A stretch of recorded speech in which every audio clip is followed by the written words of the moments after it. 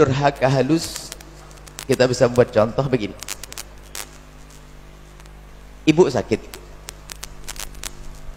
sakit, itu kadang-kadang mau kunjung ibunya yang sakit tuh lihat dulu, ada yang sudah datang belum ke ibu. Belum ada yang datang, wah enggak deh, nanti aja.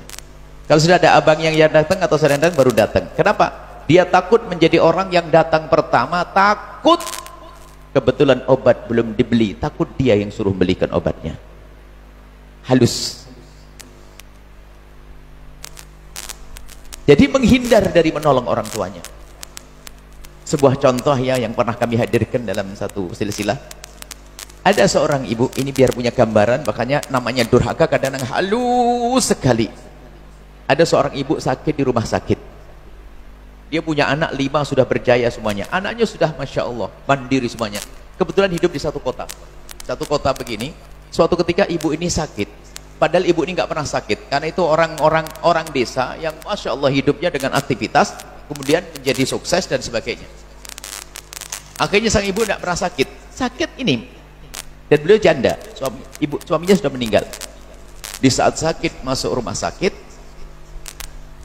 ternyata harus opnam, harus tinggal di dalam rumah sakit. Semua anak-anak dipanggil, kaget mendengar ibunya sakit, harus opnam, gelisah semuanya. Akhirnya diputuskan sang ibu harus tinggal di rumah sakit.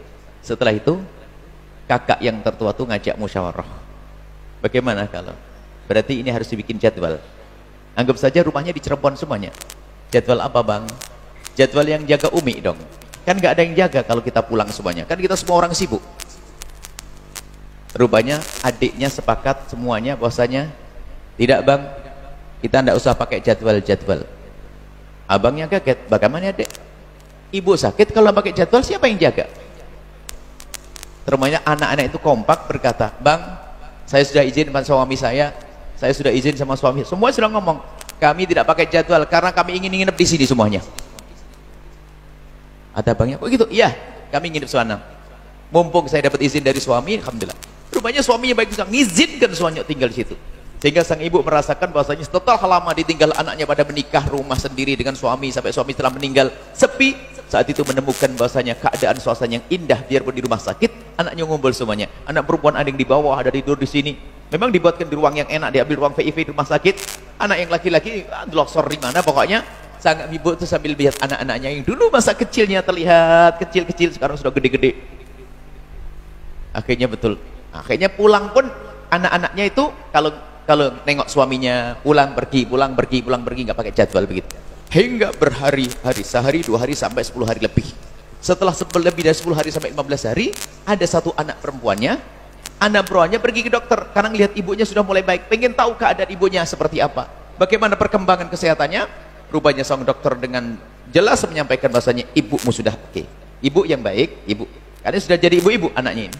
Bu, ibunya ibu sudah baik dan ibunya ibu boleh dibawa pulang. Alhamdulillah. Sudah bisa? Iya, sudah bisa pulang. Alhamdulillah. Sebelum keluar, tenang bu, sebentar. Tapi bu, bisa dibawa pulang sekarang, tapi mohon bu, selesaikan obatnya. Itu saya lihat masih ada obat satu lagi, biar tuntas besok pulangnya. Oh begitu, baik pak.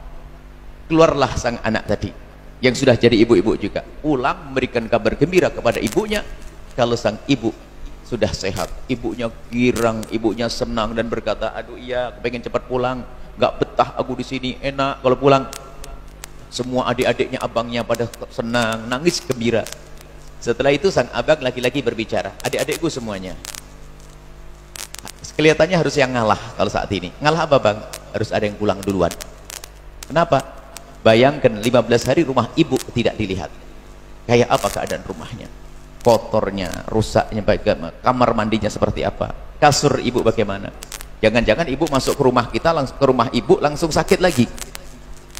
Kata yang lain, biar pembantu aja lah bang bersihkan. Oh enggak, harus anak-anaknya biar tahu kebersihan yang sesungguhnya.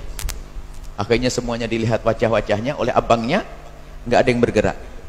Ayo siapa yang pulang?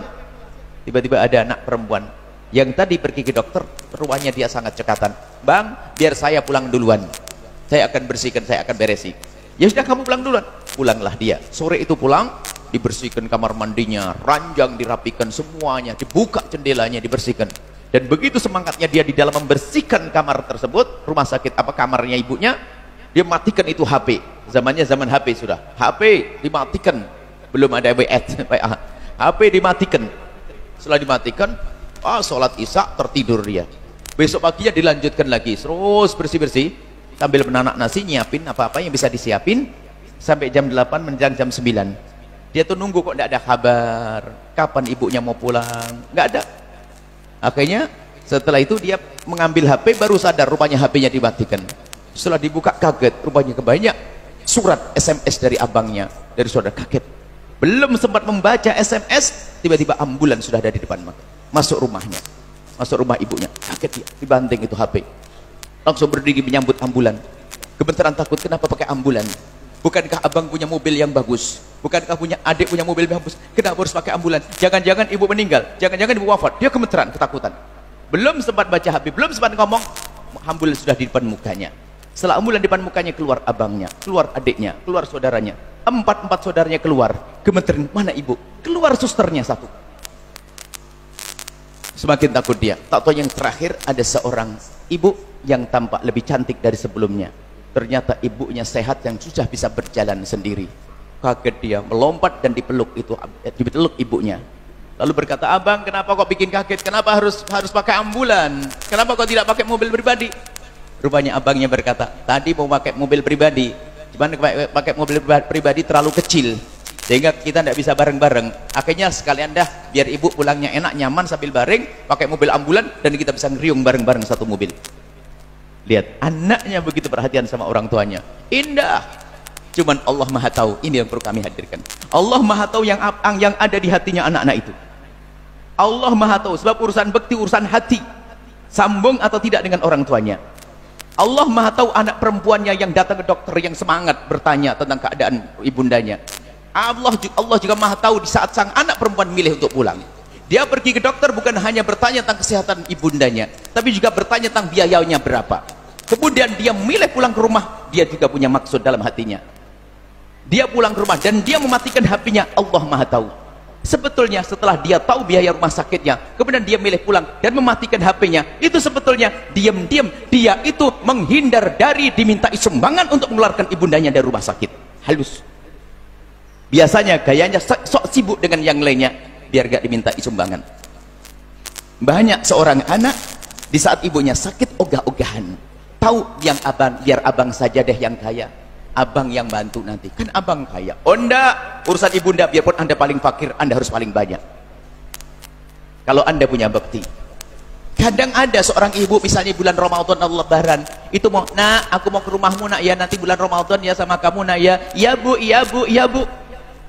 Setelah iya tuh telepon sama aja abangnya, bang, abang ibu katanya mau tinggal di rumah saya bang. Oh ya bagus, gak apa-apa nak. Bang, rumah saya kan kecil bang, rumah abang aja yang gede bang ya. Dilempar ke rumah abangnya. Abangnya rumahnya mah gede, tapi jawabnya abangnya gimana? Iya rumah saya gede dek, tapi saya jarang ada di rumah. Kasihan ibu gak ada yang rawat. Lihat anak-anak durhaka. Tidak tengi ibunya bingung. Jangan khawatir, biarpun rumahmu sangat kecil, ibumu tidak bangga. Ibumu kadang-kadang hanya rindu untuk duduk bersamamu. Ini sang anak main lempar, tahu ibunya mau datang, lempar ke abangnya, abang yang lempar ke yang lainnya. Akan tapi kalau anda punya bekti pada orang tua, jika ibundamu ingin datang ke tempatmu, berbanggalah. Dan untuk mengukur anda punya bekti atau tidak, lihat kesenanganmu. Mungkin rumahmu sangat kecil, akan tapi anda akan berkata bahwasanya, untuk ibu akan aku beri kamar yang terbesar, biarpun rumah saya kecil. Ini urusan orang tua. Hati-hati, jangan sampai diam-diam kita punya durhaka kepada orang tua. Halus durhaka kepada orang tua, takut membayar resepnya.